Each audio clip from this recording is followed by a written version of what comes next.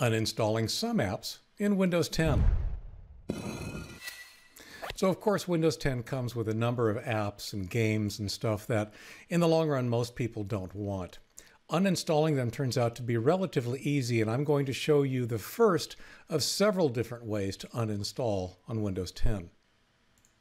What we'll do is we will click on the Start menu, click on the Settings icon, click on Apps,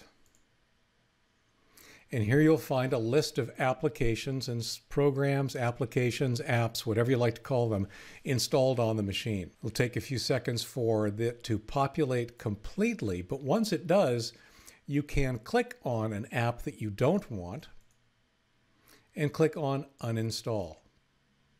After confirming, the application will be completely uninstalled. And that's really all there is to it. Simply repeat that process for all of the apps that you don't want that are on the list.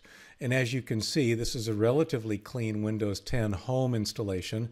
It actually has a lot of stuff on there that we don't necessarily want. This is one way to uninstall things. There are a couple of others that we'll save for future tips. Hope that was helpful. I'm Leo Notenboom. This is askleo.com.